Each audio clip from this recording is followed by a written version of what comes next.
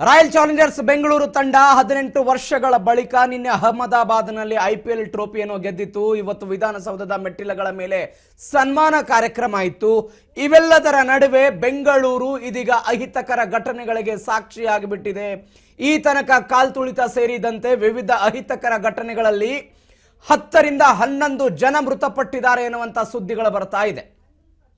10 ರಿಂದ 11 ಜನ ಸತ್ತಿದ್ದಾರೆ ಈ ಘಟನೆಯಲ್ಲಿ ಎನ್ನುವಂತ ಸುದ್ದಿ.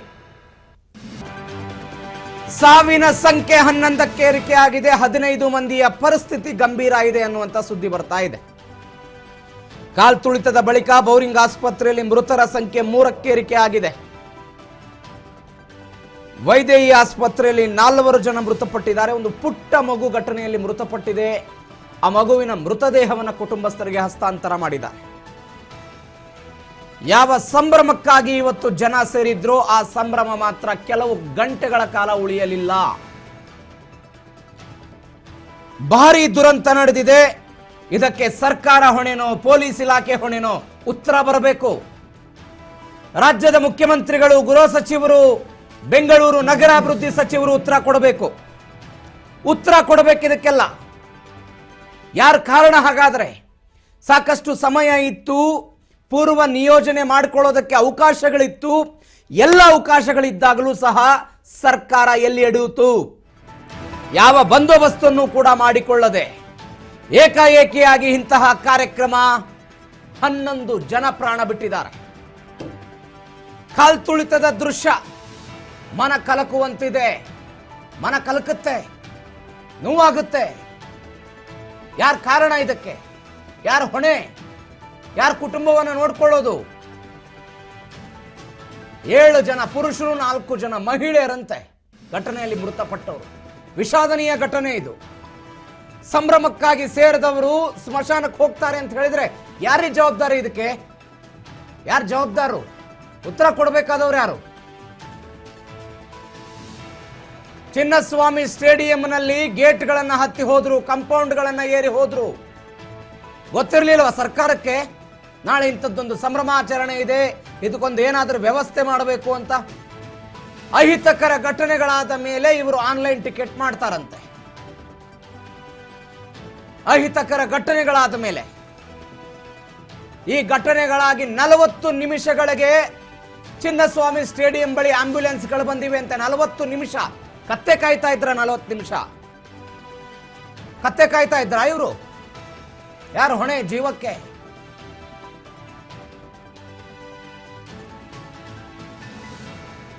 ಪೂರ್ವ ನಿರ್ಧಾರಿತ ಕಾರ್ಯಕ್ರಮ ಇದು. ನಿನ್ನೆ ಗೆದ್ದ ತಕ್ಷಣವೇ ಪೂರ್ವ ನಿರ್ಧಾರಿತ ಆಗಿತ್ತು. ಇಂಥದ್ದೊಂದು ಕಾರ್ಯಕ್ರಮವನ್ನು ಮಾಡ್ತೀವಿ ಅಂತ ಸರ್ಕಾರದವರಿಗೆ ಗೊತ್ತಿತ್ತು, ಸಚಿವರುಗಳಿಗೆ ಗೊತ್ತಿತ್ತು, ಚಿನ್ನಸ್ವಾಮಿಯ ಆಡಳಿತ ಮಂಡಳಿಯವರಿಗೆ ಗೊತ್ತಿತ್ತು.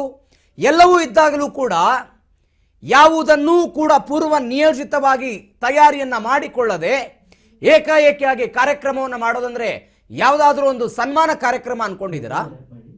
ಸನ್ಮಾನ ಕಾರ್ಯಕ್ರಮ ಅನ್ಕೊಂಡಿದ್ದೀರಾ ಇದನ್ನ? ಯಾರೋ ಒಬ್ಬ ಜನಸಾಮಾನ್ಯ ವ್ಯಕ್ತಿಯನ್ನ ಕರೆದುಕೊಂಡು ಬಂದು ಮೆಟ್ಟಿಲ ಮೇಲೆ ಕುರಿತುಕೊಂಡು ಸನ್ಮಾನ ಮಾಡೋ ಕಾರ್ಯಕ್ರಮನಾ ಇದು? ವಿರಾಟ್ ಕೊಹ್ಲಿ ಅಂತ ನಾಯಕರುಗಳು ಬರ್ತಾರೆ, ಆಟಗಾರರು ಬರ್ತಾರೆ, ಅವರನ್ನು ನೋಡೋದಕ್ಕೆ ಲಕ್ಷಾಂತರ ಜನಸಂಖ್ಯೆ ಬರುತ್ತೆ ಅನ್ನುವಂಥ ಅರಿವು, ಕಾಮನ್ ಸೆನ್ಸು, ಪ್ರಜ್ಞೆ ಇರೋದಿಲ್ವಾ? 5,000 ಜನ ಪೊಲೀಸರನ್ನು ನಿಯೋಜನೆ ಮಾಡಿದ್ರಂತೆ. ಯಾವ ಪುರುಷಾರ್ಥಕ್ಕೆ ಮಾಡಿದ್ರೆ 5,000 ಜನರನ್ನ? ಏನಾಯ್ತು ಪರಿಸ್ಥಿತಿ ಇವತ್ತು? ವಿಧಾನಸೌಧದ ಮೆಟ್ಟಿಲುಗಳ ಮೇಲೆ ಕಾರ್ಯಕ್ರಮ ಮಾಡೋದು ಅಂತ ಹೇಳಿದ್ರೆ ನಾಟಕನಾ ಇದು? 27 ಮಂದಿ ಇದುವರೆಗೂ ಕೂಡ ಆಸ್ಪತ್ರೆಗೆ ದಾಖಲಾಗಿದ್ದಾರೆ. 27 ಮಂದಿ. 11 ಜನ ಘಟನೆಯಲ್ಲಿ ಮೃತಪಟ್ಟಿರೋದು. ನಿನ್ನೆ ಈ ಹೊತ್ತಿಗೆ ರಾಜ್ಯದಲ್ಲಿ ರಾಯಲ್ ಚಾಲೆಂಜರ್ಸ್ ಬೆಂಗಳೂರು ತಂಡ ಗೆಲ್ಲಬೇಕು ಅನ್ನುವಂಥ ಪ್ರಾರ್ಥನೆಗಳಾಗ್ತಾ ಇತ್ತು. ವಿವಿಧ ಮಠಗಳಲ್ಲಿ, ದೇವಸ್ಥಾನಗಳಲ್ಲಿ ಕಂಡ ದೇವರುಗಳಿಗೆ ಕೈ ಮುಗಿತಾ ಇದ್ರು ನಿನ್ನೆ ಜನ. ಇವತ್ತು ಕೈ ಮುಗಿಬೇಕಾಗಿದೆ, ಪ್ರಾಣವನ್ನ ಉಳಿಸಪ್ಪ ಅಂತ, ಪ್ರಾಣವನ್ನ ಉಳಿಸುವಂತ. 8 ಮಂದಿ ವೈದೇಹಿ ಆಸ್ಪತ್ರೆಯಲ್ಲಿ ದಾಖಲಾಗಿದ್ದಾರೆ, 4 ಮಂದಿ ಮೃತಪಟ್ಟಿದ್ದಾರೆ. 27 ಟೋಟಲ್ ಆಸ್ಪತ್ರೆಗೆ ದಾಖಲಾದವರ ಸಂಖ್ಯೆ. ಯಾವ ಸಂಭ್ರಮಾಚರಣೆ ನಿನ್ನೆ ಈ ಹೊತ್ತಿಗೆ ಶುರುವಾಗ್ತಾ ಇತ್ತು, ಗೆಲ್ಲುತ್ತೆ ಅನ್ನುವಂಥ ಭರವಸೆ ಇತ್ತು, 24 ಗಂಟೆ ಉಳಿಲಿಲ್ಲ. ಅದು ನಾವು ಮಾಡಿದ್ದು ತೋರಿಸ್ಕೊಳ್ಳೋದಕ್ಕೆ ಮಾಡಿದ್ದ ಈ ಕಾರ್ಯಕ್ರಮನ HLಗೆ ಹೋಗೋದು, ಕರ್ಕೊಂಡ್ಬರೋದು, ನಿಮಗೆ ಮಾತ್ರ ಸೆಕ್ಯೂರಿಟಿ, ನಿಮಗೆ ಮಾತ್ರ ಎಲ್ಲವೂ ಸುಸಜ್ಜಿತವಾಗಿ, ಜೀರೋ ಟ್ರಾಫಿಕ್, ಜನರಿಗೆ ಮಾತ್ರ ಯಾವ ವ್ಯವಸ್ಥೆ ಇಲ್ಲ, ಸತ್ರಿ ನೀವೇ ಜವಾಬ್ದಾರಿ ಅಂತಾರ ಅವರು. ಆ ಪರಿಸ್ಥಿತಿನ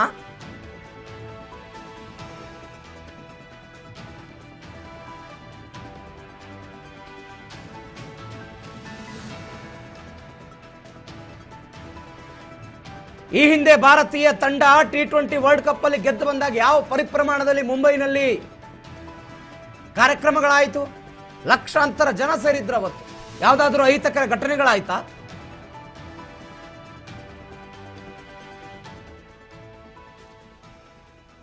ದೃಶ್ಯದಲ್ಲಿ ನೀವು ಗಮನಿಸ್ತಾ ಇದ್ದೀರಿ, ಅಸ್ವಸ್ಥರಾದವರನ್ನ ಆಸ್ಪತ್ರೆಗೆ ದಾಖಲು ಮಾಡೋದಕ್ಕೆ, ಮೃತಪಟ್ಟವರನ್ನು ಕೂಡ ಆಸ್ಪತ್ರೆಗೆ ತೆಗೆದುಕೊಂಡು ಹೋಗೋದಕ್ಕೆ ಕೆಲವೊಂದಿಷ್ಟು ಜನ ಅಸ್ವಸ್ಥರಾಗಿದ್ದಾರೆ, ಕೆಲವೊಂದಿಷ್ಟು ಜನರ ಕಾಲುಗಳು ಮುರಿದಿವೆ, ಕೆಲವೊಂದಿಷ್ಟು ಜನಕ್ಕೆ ಉಸಿರಾಡೋದಕ್ಕೆ ಗಾಳಿ ಕೂಡ ಸಿಕ್ಕಿಲ್ಲ.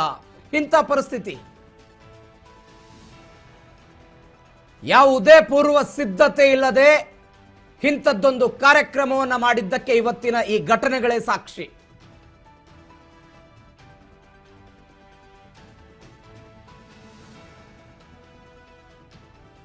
ನಿನ್ನೆ ರಾತ್ರಿ ಮ್ಯಾಚ್ ಮುಗಿದು ಗೆದ್ದ ತಕ್ಷಣವೇ ಅವರಿಗೆ ಗೊತ್ತಾಗಿತ್ತು ಇಂಥದ್ದೊಂದು ಕಾರ್ಯಕ್ರಮ ಮಾಡಬೇಕು ಅಂತ.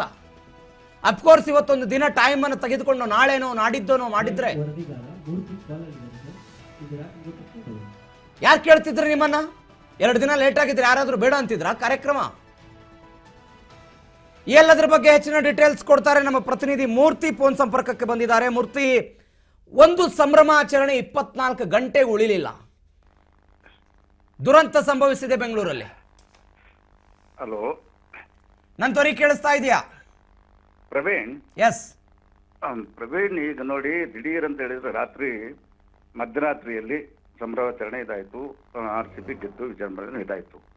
ಯಾವುದೇ ರೀತಿಯಾದಂತ ಮುನ್ನೆಚ್ಚರಿಕಾ ಕ್ರಮಗಳು ತಡೆದು ಆಡಳಿತ ಮಂಡಳಿ ಮತ್ತೆ ಇಟ್ಕೊಂಡಿದ್ದು ಪೊಲೀಸ್ ಇಲಾಖೆ ದಿಢೀರ್ ಅಂತ ಯಾರ್ದೋ ಮುರಾಗ್ ಇಟ್ಕೊಂಡಿದ್ದು ಇವತ್ತಿನ ದಿವಸ ಇಟ್ಕೊಂಡಿದ್ದು. ಫಸ್ಟ್ ಸ್ಟೇಡಿಯಂ ಅಲ್ಲಿ ಸಂಭ್ರಮಾಚರಣೆ ಇದನ್ನು ಅಂತ ಹೇಳ್ಬಿಟ್ಟಿದೆ, ಒಂದು ಫಂಕ್ಷನ್ ಅನ್ನ ಇದ್ ಮಾಡ್ಕೊಡ್ತು. ನಂತರ ಇಟ್ಕೊಂಡಿದ್ದು ದಿಢೀರ್ ಅಂತ ಬಿಡಿದು ವಿಧಾನಸೌಧದ ಬಹು ಮೆಟ್ಟಳುಗಳ ಮುಂದಗಡೆ ಗ್ರ್ಯಾಂಡ್ ಸ್ಟೆಪ್ಸ್ ಹತ್ರ ಇಟ್ಕೊಂಡಿದ್ದು ಫಂಕ್ಷನ್ ಅಂತ ಹೇಳ್ಬಿಟ್ಟು ಅನೌನ್ಸ್ ಆಯ್ತು. ಹಲವರು ಏನಂತ ಸಾವಿರಾರು ಜನ ಇಟ್ಕೊಂಡಿದ್ದೆ, ಅಭಿಮಾನಿಗಳು ಇಟ್ಕೊಂಡಿದ್ದು ಕ್ರಿಕೆಟ್ ಸ್ಟೇಡಿಯಂ ಹತ್ರ ಇದ್ರು.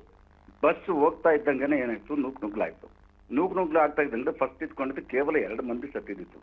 ಅದಾದ ನಂತರ ಪದೇ ಈಗ ಇಟ್ಕೊಂಡಿದ್ದೆ ಅಮಾಯಕರು ಕ್ರೀಡಾಭಿಮಾನಿಗಳು ಇಟ್ಕೊಂಡು 11 ಮಂದಿ ಈಗಾಗಲೇ ಮೃತಪಟ್ಟಿದ್ದಾರೆ. 30ಕ್ಕೂ ಹೆಚ್ಚು ಮಂದಿ ಆಸ್ಪತ್ರೆಯಲ್ಲಿ ಚಿಕಿತ್ಸೆ ಪಡೆಯುತ್ತಿದ್ದಾರೆ. ಅದರಲ್ಲಿ ಇಟ್ಕೊಂಡಿದ್ದು ಈಗ ಕನಿಷ್ಠ ಪಕ್ಷ ಒಂದು 5 ರಿಂದ 6 ಮಂದಿ ಗಂಭೀರ ಸ್ಥಿತಿಯಲ್ಲಿರೋದ್ರಿಂದ ಅವ್ರದ್ದು ಸಹಿತ ಯಾವುದೇ ರೀತಿಯಂತ ಗ್ಯಾರಂಟಿ ಕೊಡ್ಲಿಕ್ಕೆ ಆಸ್ಪತ್ರೆ ಮುಳುಗಡೆ ಆಗ್ತಾ ಇದೆ. ನಾವು ಈ 6 ಮಂದಿ ಇದನ್ನ ಗ್ಯಾರಂಟಿ ಕೊಡ್ಲಿಕ್ಕೆ ಸಾಧ್ಯ ಇಲ್ಲ ಅಂತ ಹೇಳಿ ಇದ್ರ ಮಧ್ಯೆ ಇಟ್ಕೊಂಡಿದ್ದೆ ಪೊಲೀಸ್ ಆಯುಕ್ತರಾದಂತ B ದಯಾನಂದ್ ಅವರು ತಕ್ಷಣ ಇಟ್ಕೊಂಡಿದ್ದೆ ಮೆಟ್ರೋ ಇದನ್ನ ಇಟ್ಕೊಂಡಿದ್ದೆ 2 ಗಂಟೆಗಳಿಗೆಲ್ಲ ಸ್ಥಗಿತಗೊಳಿಸಿದ್ದಾರೆ. ಇದಲ್ದಿರ ಅಲ್ಲದೆ ಮುಖ್ಯಮಂತ್ರಿ ಆಗಲಿ ಉಪಮುಖ್ಯಮಂತ್ರಿ ಆಗಲಿ ಅಥವಾ ಇಟ್ಕೊಂಡಿದ್ದೆ ಸಂಬಂಧಪಟ್ಟ ಗೃಹ ಸಚಿವರಾಗ್ಲಿ ಮುನ್ನೆಚ್ಚರಿಕೆ ಕ್ರಮಗಳು ಯಾವುದೂ ಕೈಗೊಂಡಿಲ್ಲ. ಈಗ ಇಟ್ಕೊಂಡಿದ್ದೆ ಪೊಲೀಸ್ ಮೂಲಗಳು ಮತ್ತೆ ಇಟ್ಕೊಂಡಿದ್ದೆ ಕ್ರಿಕೆಟ್ ಆಡಳಿತ ಮಂಡಳಿ ಮೂಲಗಳು ಅಂತ ಹೇಳಿದ್ರೆ ನಾವು ಬರೀ ಇಟ್ಕೊಂಡಿದ್ದೆ ಸ್ಟೇಡಿಯಂ ಮಾಡಬೇಕು ಅಂತ ಇದ್ದಿದ್ದು.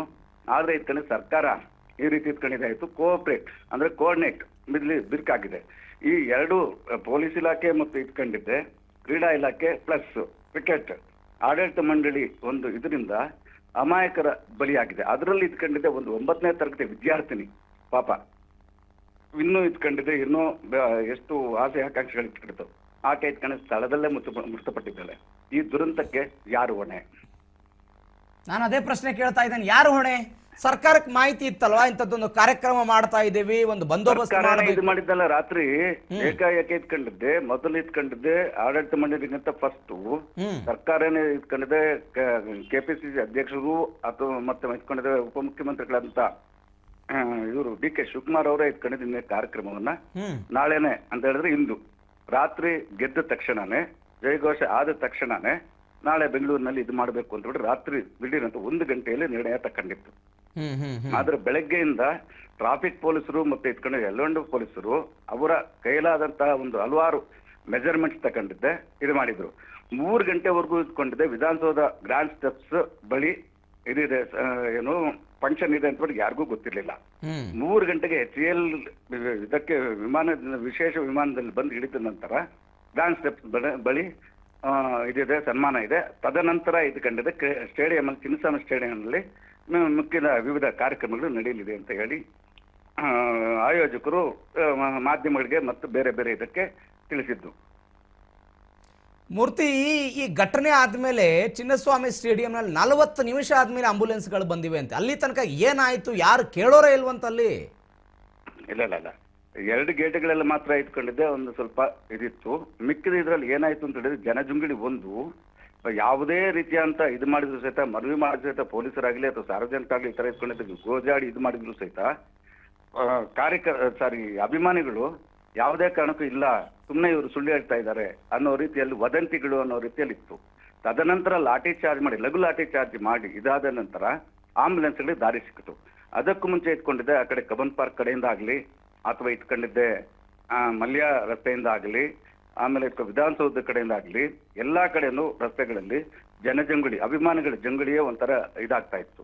ಎಲ್ಲಾ ಕಡೆ ಇಟ್ಕೊಂಡಿದ್ದೆ ಕೇಸರಿ ಕೆಂಪುಮಯ ಅಂತ ಹೇಳಿದ್ರೆ RCB ಬಾವುಟಗಳನ್ನಿಟ್ಟು, RCB ಟಿ ಶರ್ಟ್ ಇಟ್ಕೊಂಡಿದ್ದೆ, ಜೈಘೋಷ ಮತ್ತೆ ಇಟ್ಕೊಂಡಿದ್ದೆ. ಒಂಥರ ಇದಾಗ್ತಾ ಇತ್ತು. ಯಾಕಂದ್ರೆ 18 ವರ್ಷಗಳ ನಂತರ ಗೆದ್ದಿರೋದ್ರಿಂದ ಎಲ್ಲರಿಗೂ ಒಂಥರ ಉತ್ಸಾಹ ಮತ್ತು ಹುಮ್ಮಸ್ಸು. ಓಕೆ, ಥ್ಯಾಂಕ್ ಯು ನಿಮ್ಮೆಲ್ಲ ಡೀಟೇಲ್ಸ್ಗೆ.